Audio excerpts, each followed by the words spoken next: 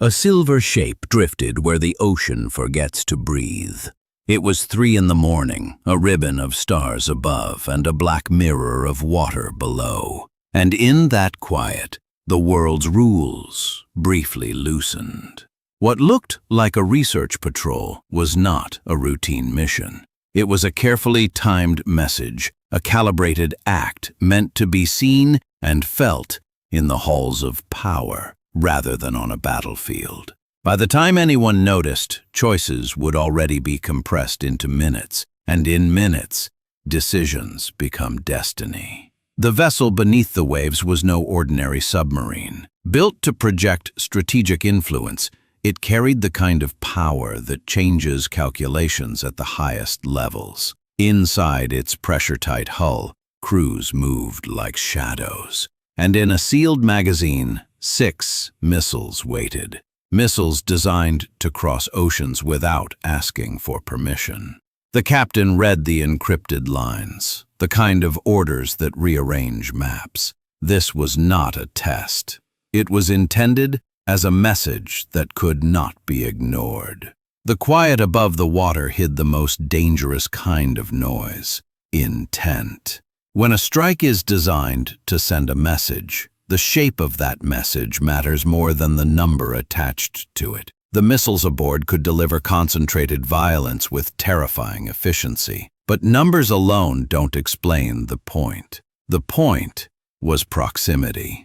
To launch from just off Hawaii, not at some far empty range but close to a major U.S. military hub, is to strip away the breathing room that strategic planners depend on. It is to compress timelines, to force mistakes, and to expose the seams in the systems meant to warn and stop catastrophe. That compression is its own weapon. The United States, despite its reach, had blind spots. A cutting-edge radar array sat offline for a software sync. Backup sensors failed in the early hours. And for a narrow window, the perimeter that protects a major naval node was effectively dark. Small failures stacked into a fragile ladder. One more misstep, and someone would fall.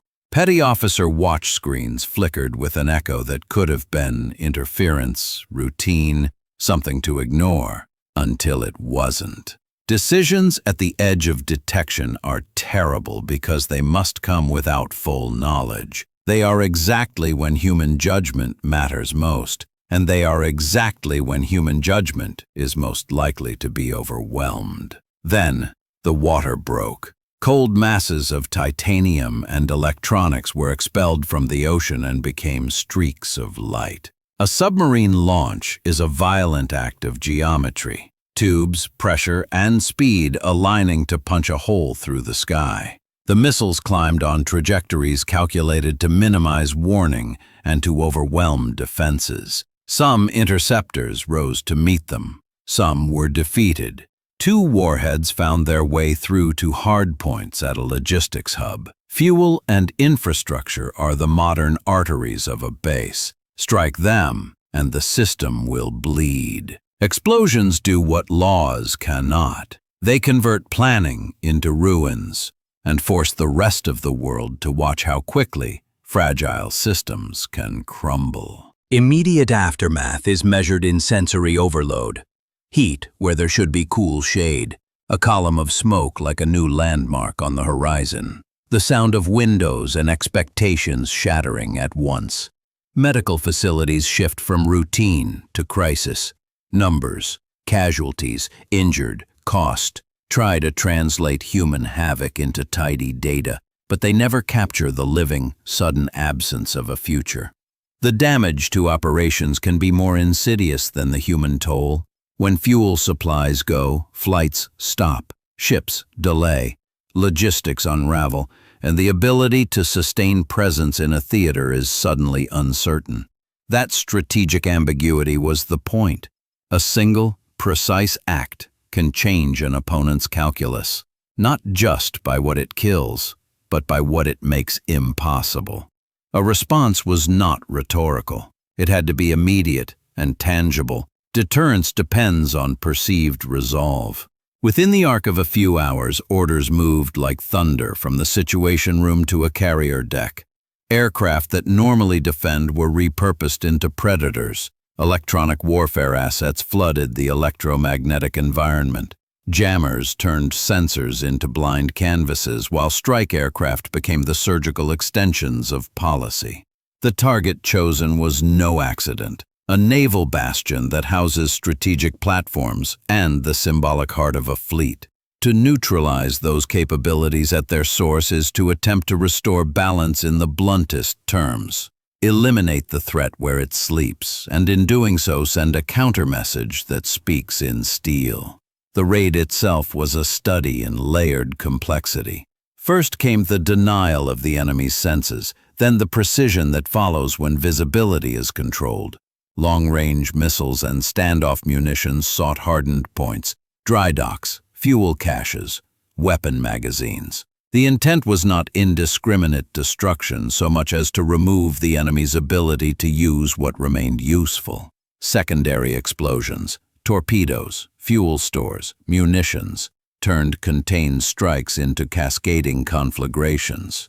An industrial harbor became a landscape of twisted metal and smoke columns. Bunkers cracked, and the geometry of defense was rearranged by force. When two powers exchange blows with strategic weapons nearby, the calculus that guided deterrence for decades is shaken. The immediate operational effects, sunken hulls, shattered docks, and ruined infrastructure are concrete. So too are the psychological ones. Populations that once felt distant from war now taste the heat of its proximity. Markets respond in crude counters, indexes fall, commodities spike, and logistic chains stutter. But beneath those numbers, a stranger shift takes place in the political imagination. Limits once presumed fixed reveal mobility, and with that mobility comes fear. When a threshold meant to deter becomes a possible lever, restraint is tested in new and dangerous ways. But the theater is not only kinetic. The fog of modern conflict is thickened by narrative. Each side uses language as an instrument, statements crafted to justify, to absolve, to shape allies' responses, and to frame the story for domestic audiences. Retaliation Complete, a terse communiqué, tries to compress hours of grief into a sentence meant to carry weight and finality. Yet a single line can never erase the scene of ruined infrastructure, or the grief of communities that now bear the consequences. The narratives that flow after an exchange feed into a cycle. They harden positions, inform alliances, and calibrate what each side will tolerate next. Human stories thread through the mechanics of war. Rescue teams come alive amid heat and smoke, trying to pull the living from wreckage that was, minutes earlier, ordinary. Families gather at harbors where the sea no longer offers comfort, but the memory of what used to be. Sailors who once practiced routine checks now sift through a ruined pier looking for names. Small gestures, handing water, marking a lost bunkmate's locker, lighting a candle in an ad hoc memorial, become the contours of a sudden, private grief.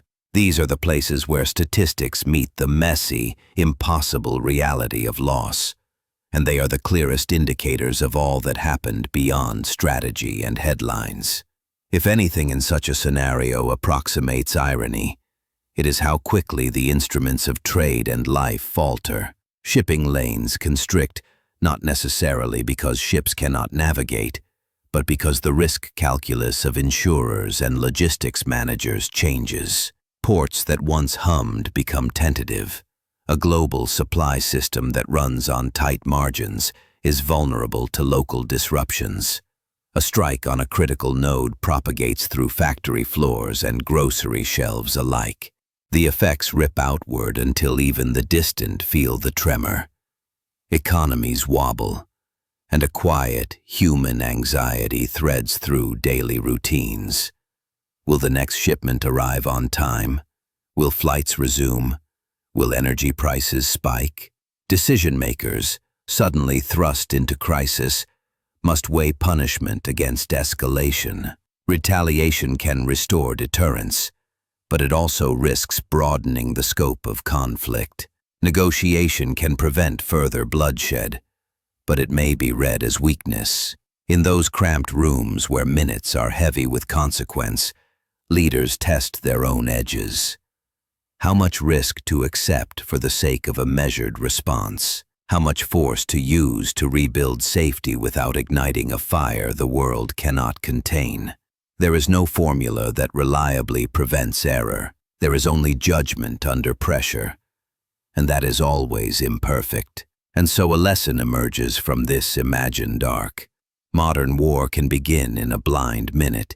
It needs no massed divisions crossing borders. It needs only precise acts, timing, and the willingness to use what modern militaries can deliver at stealth. The ocean, vast and indifferent, hides both weapons and witnesses. It swallows debris and erases tracks, but it cannot swallow the memory of what a flash of heat leaves behind. In the end, deterrence is not just about weapons. It is about the fragile alignment of systems, the seams in our networks, and the hard human choices made in the thinnest slices of time. If there is a single unsettling takeaway, it is this: the thresholds we trust, technological, political, and moral, are more porous than we like to admit. A single action in a narrow window can stretch across continents in ways nobody wanted. That does not make the world ungovernable, but it should make us more cautious in how we build and depend on systems that presume long lead times and clear warnings.